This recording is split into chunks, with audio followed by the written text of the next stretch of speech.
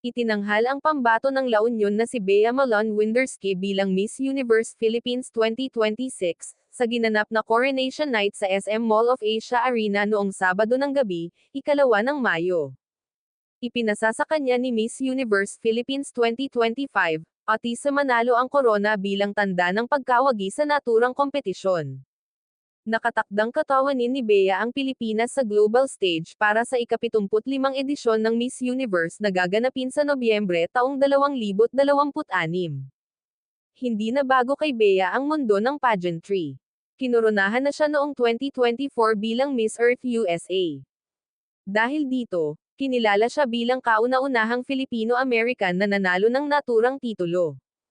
Ipinanganak si Bea sa Milwaukee, Wisconsin, United States noong 2002. Mula siya sa pamilya ng mga immigrant.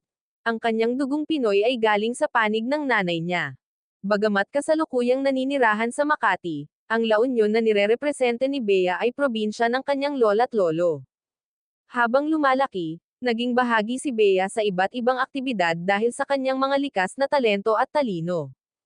Sumali siya sa varsity dance team, string orchestra, at debate team. Nag-aral din siya ng ballet at cello. Samantala, ang kanyang bachelor's degree sa History at International Relations ay nakuha niya sa University of Wisconsin-Madison. Nakatutok ang kanyang academic interest sa ugnayang US-ASEAN.